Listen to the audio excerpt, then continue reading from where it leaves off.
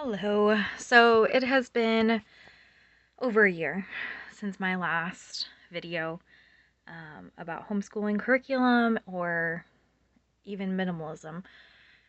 It has been a struggle this past year, trying to find a routine and groove that works for the kids.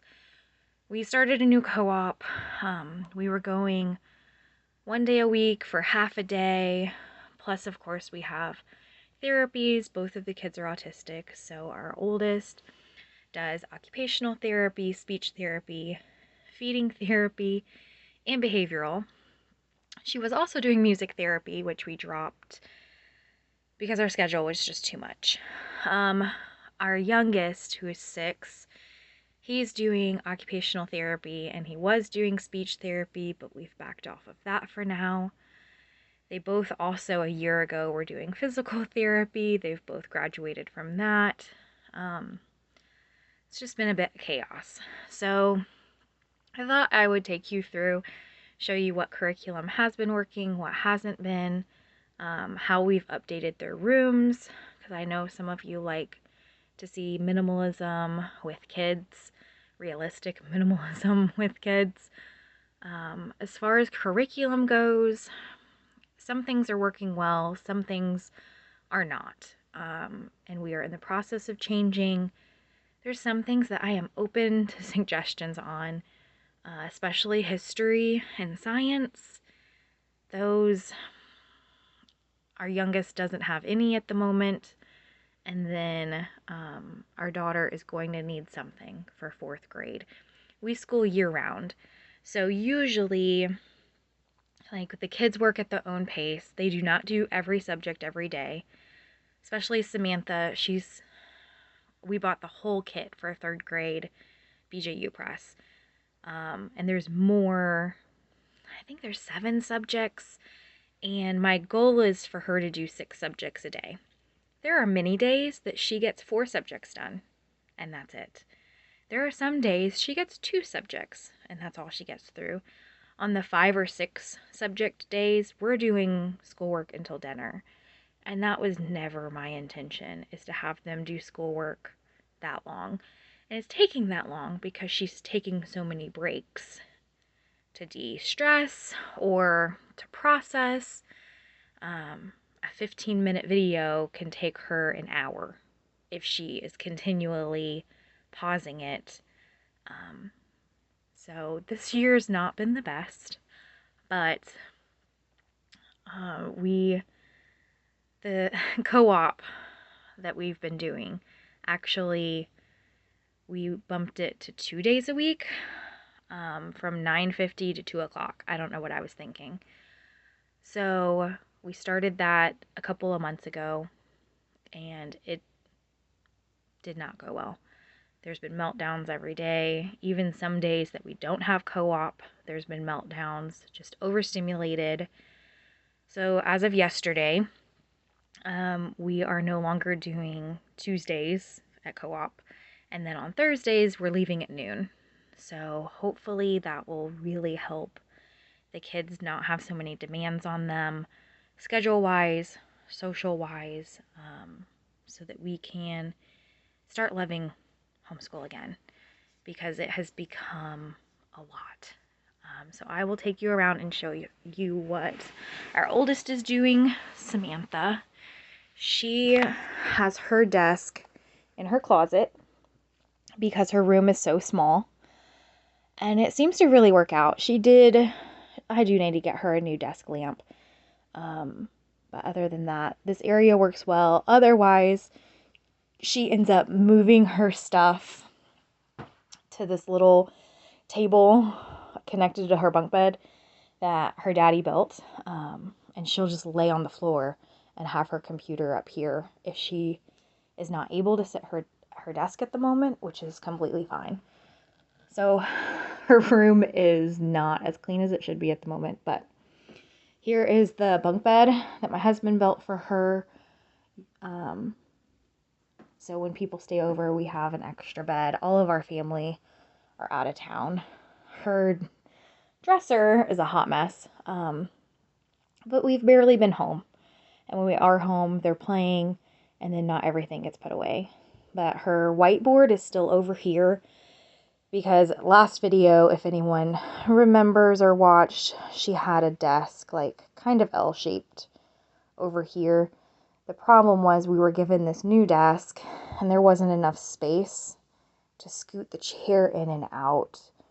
So we switched her dresser and her desk. On here, her main things that she has is like her Disney princess castle and then her sensory stuff. And she's been really into sewing. So she's got sewing stuff on her little shelf and still American Heritage Girl doll clothes. This big basket is all sewing stuff. And then she's got her bookshelf. We got reference books at the back, which some are in Eli's room at the moment. And then we have extra school supplies, glue, pencils, markers, all of that. These two wicker baskets are science stuff, like beakers and whatnot. And then we still have osmose in that clear container that we do mainly in the winter time whenever it's too cold for them to play outside. All right, so curriculum. She is currently doing BJU Press Reading 3. Last video, she, I think, had just started Reading 2 BJU Press. She was still doing The Good and the Beautiful for English and math. We are no longer doing that. I ended up getting her English 2 with The Good and the Beautiful. She worked through all of that, and she is now English 3. I just feel like The Good and the Beautiful, it wasn't as thorough, and it kind of jumped around quite a bit. So she's doing really well. Reading is our absolute favorite subject with BJU Press. And if that is the only subject I buy for both kids, that's what it's going to be. Like, I'm 95% sure we are going to get BJU Press for both kids next school year, which schooling year round, we usually start, we take a week or two off in June and then start again after 4th of July with taking random breaks throughout the year. She is doing BJU Press Science 3 and History 3. She also did 2nd grade of it last year and I believe 1st grade before that with BJU Press. With BJU Press, this is the last grade that science is one semester and history is another semester. Starting 4th grade, science is a full year and history is a full year. I don't think that that is tangible for our daughter. So I am completely open to suggestions for science and history, and I would love to be able to do those subjects as a family.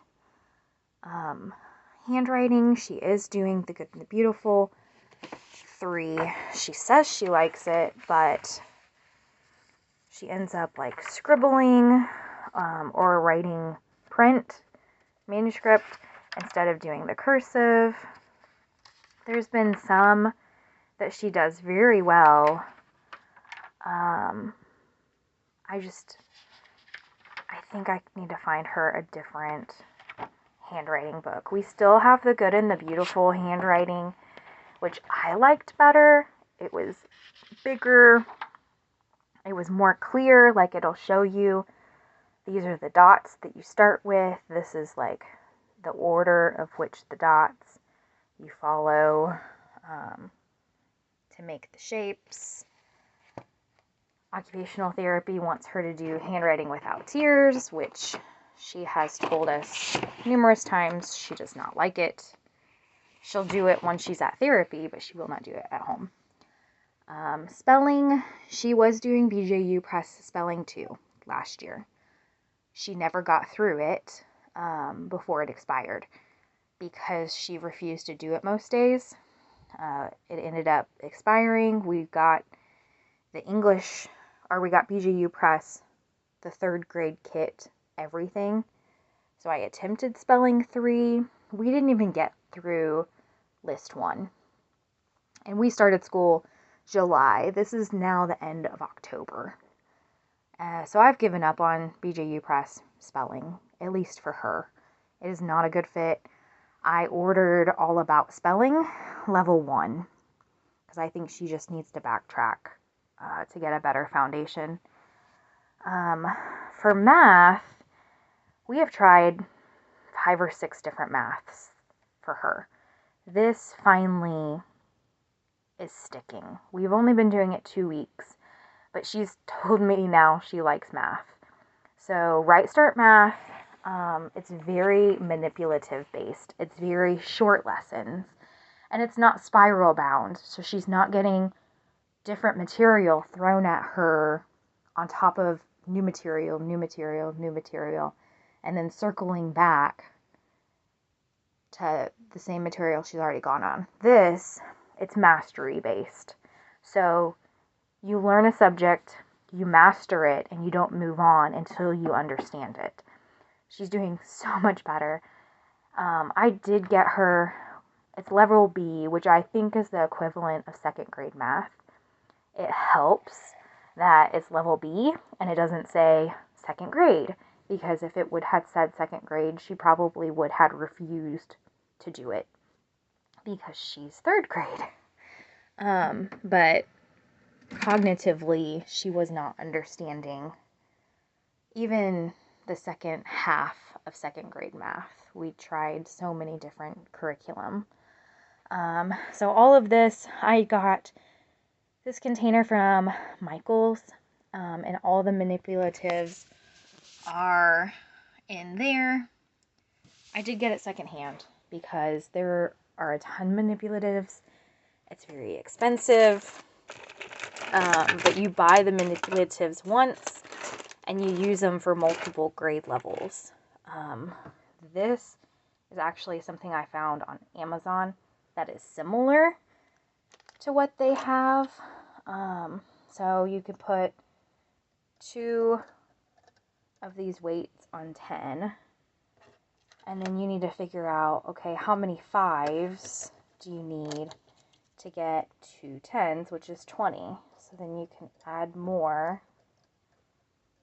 and it levels it out so they can see these are the same. Believe that's all of hers. So I will take you to Eli's room to show you. Eli is 1st grade.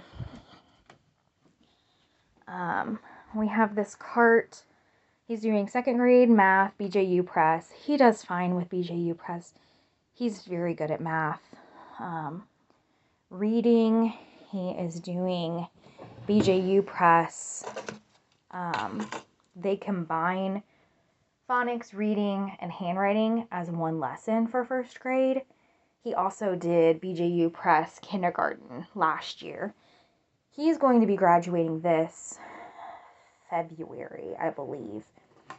I'm pretty sure I'm going to get reading 2 for him with BJU Press. English, I'm open to different English programs, but if I can't find something, I'll go with BJU Press English 2 for him. On here, we have more of our dictionary and our thesaurus. This is a history program from Master Books that we were given. I'm thinking about trying with them. Eli finished 1st grade history, and I didn't get him 2nd grade, or I didn't get him 1st grade science from BJU Press because I feel like the science is more advanced, and he wasn't ready for it. This is our handwriting without tears. Eli does it fine. Sam just refuses to do it at home, but she does it at therapy. So that's our go bag for therapy. He has some math manipulatives. I got this off Amazon. It's like a cheap version for base 10 blocks. And then he wanted these blocks because they use it in the lessons, doing the videos with BJU Press. And then he has a Atticus, I think that's how you say it. also. And then their art supplies. We were able to get my desk that I used to use for college in here, which I love. This was at our old house. Eli loves it. He sometimes sits on the floor to do his work, or he wants to just sit